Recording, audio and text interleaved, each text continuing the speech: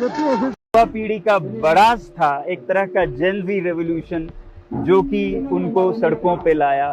5 सालों से वो बेरोजगार हैं, एक के बाद एक बहाने करके उन्हें नौकरियों से बाहर रखा जा रहा है और फिर लद्दाख को संरक्षण नहीं दे रहे हैं। मैं हमेशा बोलता आया हूं कि ये नुस्खा है समाज में अनरेस्ट का, सोशल अनरेस्ट का, कि आप बिना काम काज के युवा को रखें और उनके जो लोकतांत्रिक अधिकार हैं, मैं अपील करता हूं लद्दाख के युवा पीढ़ी से कि वो जो भी हो इस रास्ते पर न चलें, हिंसा के रास्ते पर।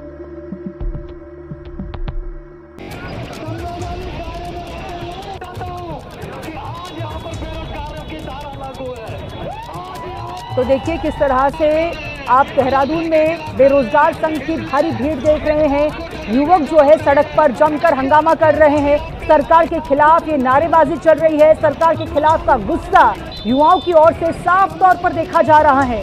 लेकिन इसी पूरी जो घटना यहाँ पर हो रही है उसको संभालने के लिए बड़ी संख्या में पुलिस बल भी तैनात है, लेकिन फिर भी युवाओं की ओर से लगातार नारे लगाए जा रहे हैं। युवा कह रही है पेपर चोर गद्दी छोड़ के नारे युवाओं की। जेनजी क्या है? जो जनरेशन नेक्स्ट, जो युवा है, वो अपने देश के बारे में क्या सोचते हैं, वो पॉलिटिक्स के बारे में क्या सोचते हैं और वो किस तरह का तख्ता पलट करते हैं। भारत में जेनजी ये काम कर चुका है। अरविंद केजरीवाल जी और अन्ना हजारे का जो मूवमेंट था वो जेनजी का प्रोडक्ट था। ये मतलब अत्यधिक गैर जिम्मेदाराना इस प्रकार के बयान है, लेकिन उनको ये पता नहीं चलता है कि इस देश का युवा, इस देश का नागरिक पहले अपने देश के लिए करता है, देश के लिए जूझता है, देश के बारे में निर्णय करने का जब समय आता है वो निर्णय भी करता है। अब तो समय वो आ गया है कि जनता जिसको चाहती है उसको चुनती है, जिसको चाहती है देश और प्रदेश की बागडोर सौंपती है। नमस्कार, मैं हूं आपके साथ अरविंद। दोस्तों, जो दूसरों की गलतियों से सीखे वो होशियार कहलाता है, और जो खुद ही बार बार गलतियां करे, स्वयं ही गलतियां करे, फिर भी ना सीखे, वो मूर्खाधिराज कहलाता है। ऐसा हमारे बुजुर्ग कहते आए हैं। एक बात और हमने सुनी है कि सत्ता का नशा अक्सर सर पर चढ़ करके बोलता है। कम लोग ऐसे होते हैं जो सत्ता के नशे में पगलाते नहीं हैं, पांव जमीन पर रखे रहते हैं। मेरा भी ऐसा अनुभव रहा है। दल कोई भी हो, नेता कोई भी हो, ज्यादातर पगला जाते हैं। जब शिक्षक छात्रों के हक में आवाज उठाते हैं तो उन्हें सड़कों से उठाकर थानों तक ले जाया जाता है। न राजनीति न विरोध, सिर्फ एक सवाल था, न्याय कब मिलेगा? क्या सवाल पूछना अब अपराध है? क्या यही है हमारी व्यवस्था की तस्वीर? कुछ भावनाओं में लिपटे हुए एक शिकायती लहजे में सिस्टम की तरफ देख ये गंभीर सवाल पूछे हैं नीतू सिंह उर्फ नीतू मैम ने। हमारे मुल्क के आसपास के मुल्कों में हमने अशांति देखी। नेपाल उसका आखिरी उदाहरण था, उससे पहले श्रीलंका और बांग्लादेश। हमारे देश में भी इस तरह की शांति को लेकर के सवाल खड़े हुए कि भारत का जो जेनजी है, 18 साल से लेकर के 28 साल तक का युवा, जो सोशल मीडिया पर एक्टिव रहता है, अवेयर रहता है खबरों को लेकर के, अपने भविष्य को लेकर के, ये भारत में कुछ कर सकता है? छात्रों ने बैरिकेडिंग तोड़ दी है और जो छात्र है वो लगातार आगे बढ़ रहे हैं। तो सत्ता में बैठे लोग, केंद्रीय सत्ता में बैठे लोग, निशिकांत दुबे जैसे लोग हमें बताने लगे कि अगर भारत में जेनजी कुछ करते हैं तो वो कांग्रेस का करेंगे, राहुल का करेंगे, गांधी परिवार का करेंगे। क्योंकि आज भारत जहां खड़ा है, भारत में जितनी भी समस्याएं हैं, महंगाई, बेरोजगारी, अशिक्षा, स्वास्थ्य समस्याएं, भ्रष्टाचार, अत्याचार, अनाचार, इन सभी समस्याओं की जड़ में गांधी नेहरू परिवार है, कांग्रेस है, इनका परिवारवाद है। बीजेपी तो दूध की धुली है और मोदी जी ने बीते 11 सालों में इतना शानदार काम किया है कि हम आत्मनिर्भर हो गए हैं। हम पर ट्रंप द्वारा लगाए गए 50% टैरिफ का कोई दुष्प्रभाव नहीं पड़ा है, और अगर ट्रंप ने H-1B वीजा के लिए फीस बढ़ाई है, तो उसका भी कोई दुष्प्रभाव भारत पर नहीं पड़ने वाला है। भारत अपने पांव पर खड़ा है। लोकतंत्र के जो स्तंभ हैं मोदी के दौर में वो मजबूत हुए हैं। वो चाहे विधायिका हो, कार्यपालिका, न्यायपालिका या प्रेस, सभी शानदार काम कर रहे हैं, ईमानदारी से काम कर रहे हैं। और जो संवैधानिक संस्थान हैं, चुनाव आयोग हो या कोई और, ये भी बेहतरीन काम कर रहे हैं। ज्ञानेश कुमार हो, उससे पहले राजीव कुमार हो, इन सब ने निष्पक्षता से देश में चुनाव कराए हैं। वोट चोरी नहीं हुई है। ईवीएम भी कोई वोट बढ़ाए नहीं जाते रात को। तो भारत में राम राज्य है। अयोध्या में जो निर्माण हुआ, जो जमीनें अधिग्रहित की गई, वहां भी कोई करप्शन नहीं हुआ। भारत में जो सड़कें बन रही हैं, राजमार्ग बन रहे हैं, एक्सप्रेसवेज बन रहे हैं, पुल, फ्लाईओवर्स, सभी अमेरिकन क्वालिटी के बन रहे हैं।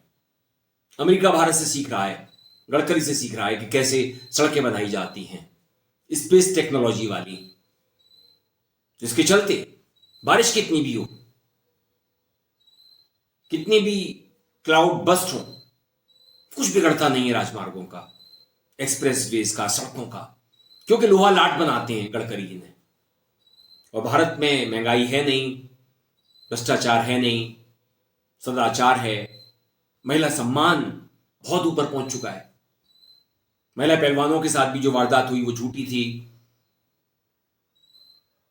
तो जो मोदी और मोदी के निशिकांत दुबे टाइप के लोग हैं, ये बतला रहे हैं कि अगर भारत के जेंजीज कुछ क्रांति करेंगे तो वो कांग्रेस के खिलाफ करेंगे, नेहरू के खिलाफ करेंगे, गांधी के खिलाफ, पटेल के खिलाफ, शास्त्री जी के खिलाफ, बोस के खिलाफ, भगत सिंह के खिलाफ, राहुल गांधी के खिलाफ, राजीव गांधी के खिलाफ, इंदिरा जी के खिलाफ, क्योंकि कसूरवार यही है। मोदी ने तो 11 साल में भारत की काया पलट कर दी है। न्यायपालिका का क्या स्तर है, किस तरह से न्याय मिल रहा है, अभिव्यक्ति की आजादी, अरे क्या बात है। देश में ट्रायल समय पर होते हैं, जमानत मिलती है, क्योंकि जेल अपवाद है, जमानत नियम है। उमर खालिद हो, गुलफिशा हो, जितने लोग हैं पाकिस्तान की जेल में बंद हैं। माँ है, वो गुलफिशा की माँ है, और वो बुजुर्ग लिखे हुए हैं रिलीज गुलफिशा फातिमा। गुलफिशा अप्रैल 2020 से अब तक जेल में है, और उनकी एक कविता लिखी उन्होंने जेल से, और तो उनकी माता जी हमारे साथ हैं। आपका नाम क्या है? शाकरा फातिमा शाकरा। आपकी बेटी जेल में है, और उन्होंने जेल से एक शेर लिखा था, उन्होंने कविता लिखी थी आज़ादी को लेकर के। काफी आई हैं, ये तो शेर शायरी तो आती रहती, पेंटिंग आई है, घर पे पेंटिंग भेजी भतीजों के लिए। अच्छा, वहाँ से जेल से पेंटिंग बना के भेजी? हाँ, भाई मिलने गए थे ना, कपड़े देने गए थे उनके, तो वहाँ पे दी उन्होंने, बच्चों को दे दिया। वो नहीं घबराती, वो कहती अम्मी घबराए मत करो, कोई बात नहीं, जब तक हैं रहेंगे। जब ये कौन है भेजने वाले, अल्लाह जब भेजेगा भेजेगा। 3 कुरान शरीफ पढ़ा दिए हमने वहीं पे औरतों को। कहती हूँ मैं अपना अल्लाह का काम यहाँ भी कर रही हूँ, सबकी मदद करती हूँ। पुलिस कहती है कि आपकी बेटी ने दंगे भड़कवाए, 53 लोगों की मौत हुई। पुलिस तो जो कह ले वो थोड़ा है, पुलिस तो कुछ ना कुछ तो बहाने बनाएगी, उसे तो जो कह ले वो थोड़ा है। जो बोलिए आप बोलिए। याद आती है अपनी बेटी की? याद तो कोई दिन ऐसा नहीं जो मतलब रोके ना सो। बेटी को पढ़ाया था इसलिए, कामयाबी के लिए। ये क्या पता था कि आज जेल में पहुंच जाएगी बेटी, इसलिए पढ़ाया था कि अच्छा हम पढ़े लिखे नहीं, बेटी को आगे बनावे, पढ़ावे लिखावे, बच्ची को अपनी बड़ा बनावे।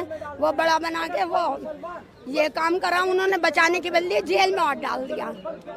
बचा लो बेटी को। आपकी बेटी को आतंकवादी कहा जाता है, तो कितनी तकलीफ होती है जब ये सुनती हैं? तो अब वो तो जो चाहे वो कह लें, उनकी मर्जी है, इसमें हम क्या कर सकें। जो उन्हें अच्छा लगे वो कह ले, कोई बात नहीं, कहने में क्या जाता, कुछ जाता कोई है, कहने में कुछ भी कह लो। वो गुलफिशा के पिता हैं जो वहाँ पर हैं, और गुलफिशा भी जेल में हैं, 5 साल से बिना ट्रायल के वो जेल में हैं। वो जेल से कविताएं लिखती हैं आज़ादी को लेकर के। वो जेल से उम्मीद करती हैं कि 5 साल हो गए, शायद वो आज़ाद हो कर के सूरज की रोशनी में पहुंचेंगी, उस आज़ाद हवा में सांस लेंगी।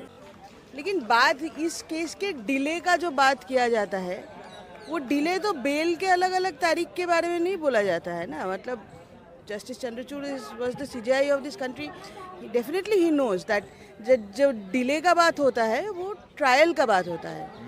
ट्रायल एक अलग प्रोसेस होती है, बेल से अलग है, उसका अलग डेट पड़ता है, अलग प्रोसीजर, अलग कोर्ट।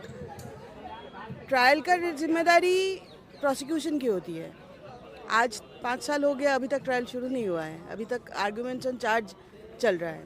इस आप और जो पहलगाम में घटना हुई थी, हमारे 26-27 नागरिक मारे गए थे, वो पहलगाम में नहीं मारे गए थे, वो पाक ऑक्यूपाइड कश्मीर में मारे गए थे, वहां घूमने गए थे वो। और अभी जो भारत ने मैच खेला है पाकिस्तान के साथ, वो भी नहीं खेला है, झूठी खबर है, अफगानिस्तान ने खेला होगा। और बीजेपी में परिवारवाद है ही नहीं।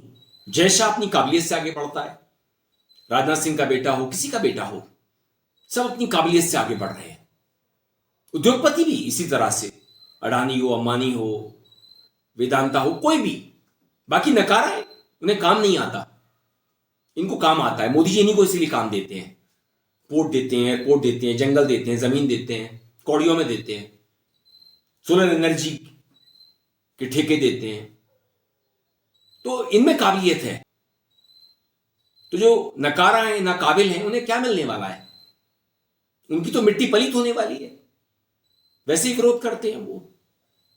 वोट चोरी, अरे छोड़िए साहब, ज्ञानेश कुमार जैसा ईमानदार आदमी सदियों में पैदा नहीं हुआ, जो महिलाओं की इतनी परवाह करता है, कहता है कि हम महिलाओं के वोट डालते हुए वीडियोस नहीं दे सकते। चट्टान की तरह खड़ा था, खड़ा है और खड़ा रहेगा। बोझ लिया करो Dabur shilajit gold for strength, stamina and vitality. ये उनकी इज्जत का सवाल है। तो दोस्तों, देश में जो ईमानदारी के मापदंड हैं, उनके रिकॉर्ड टूट चुके हैं। भ्रष्टाचार कहां है? मोदी के दौर में होता ही नहीं है। और सड़कों के बारे में, पेट्रोल के बारे में, जिसमें इथेनॉल मिल रहा है, उसके बारे में आपको पता ही है। गडकरी जी के बेटे कितनी ईमानदारी से काम कर रहे हैं। टोल वसूली हो, ये सब झूठी खबरें हैं।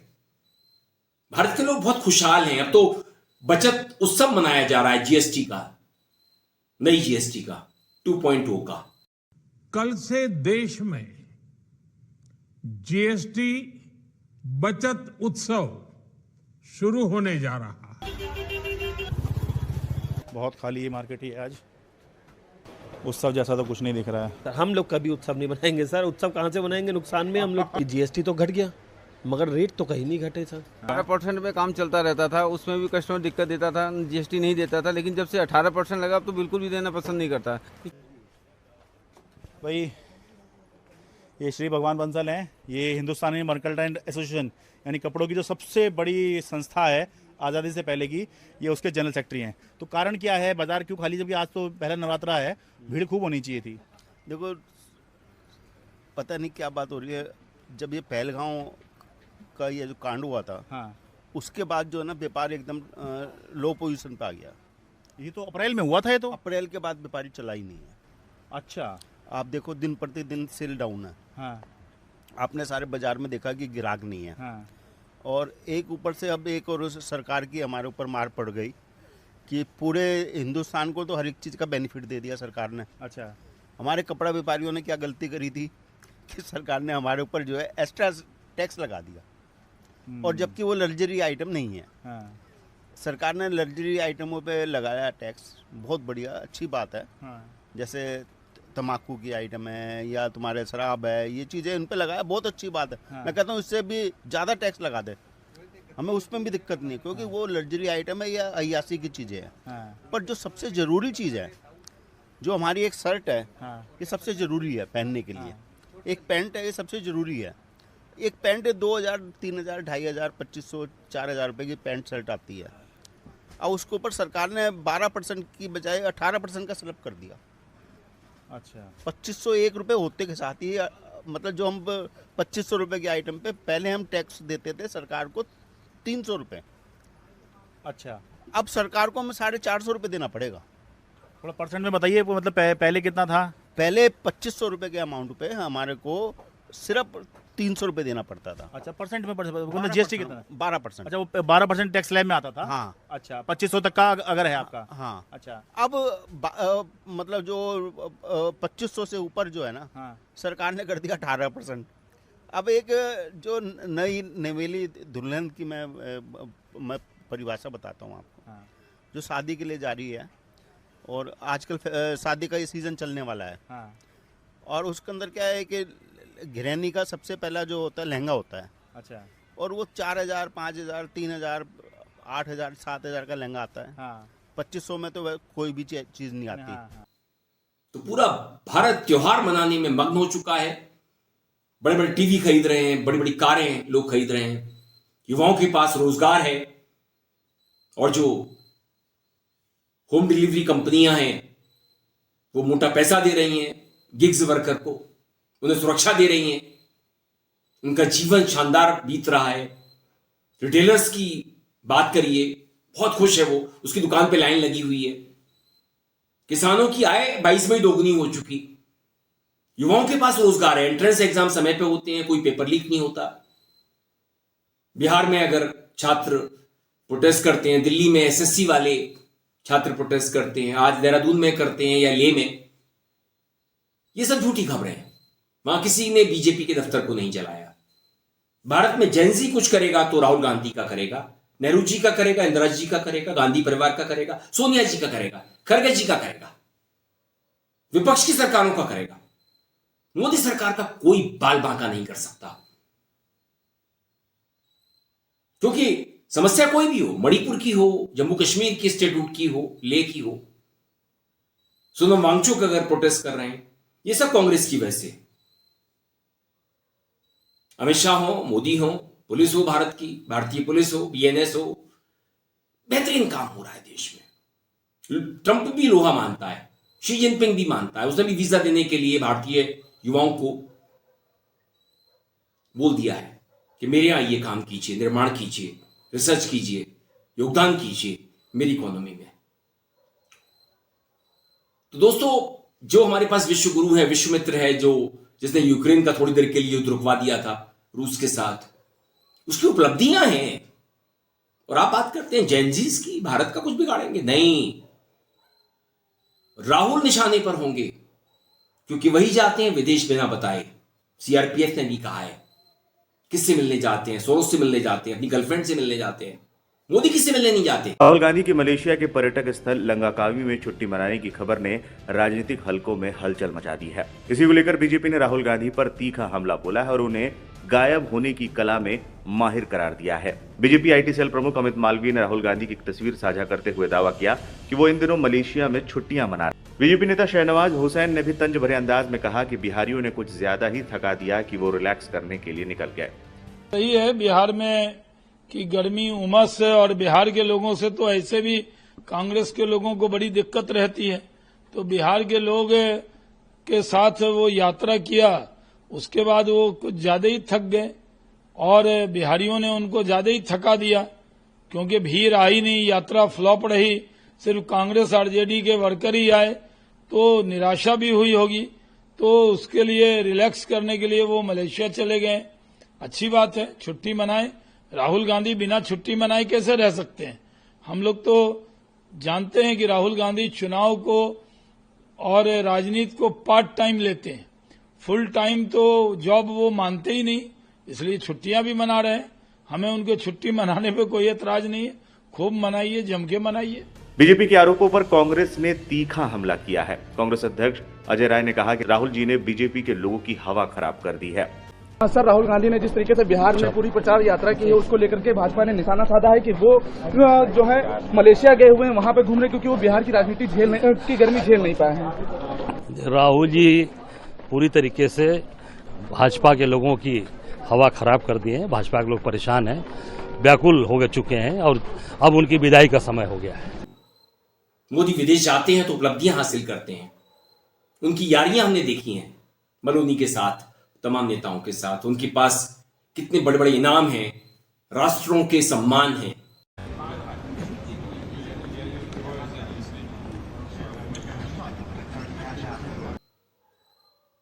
तो दोस्तों, भारत सोने की चिड़िया बन चुका है, राम राज्य है, मोदी सरकार सुरक्षित है। बस मुझे इस बात का संतोष है। और मोदी आने वाले 47 तक देश पर राज करेंगे। आरएसएस उनके साथ है, भ्रष्टाचार में भी साथ है, अनाचार में भी साथ है, अत्याचार में भी साथ है, सभी कर्मों में साथ है। वीडियो पसंद आए तो आप इसे लाइक कीजिए, दोस्तों साथियों में खूब शेयर कीजिए, चैनल को सब्सक्राइब भी कर दीजिए, बेल आइकन का घंटी जैसा बटन जरूर दबाइए जिससे कि आने वाले वीडियो की आपको नोटिफिकेशन मिल सके। आप अपनी प्रतिक्रियाएं जैन जी को लेकर के, मोदी सरकार को लेकर के, राहुल को लेकर के मुझे लिख सकते हैं मेल आईडी पर, कमेंट बॉक्स में। मैं था आपके साथ अरविंद, आप देख रहे थे मुझे अपने ही मंच अरविंद दिल से पर। नमस्कार।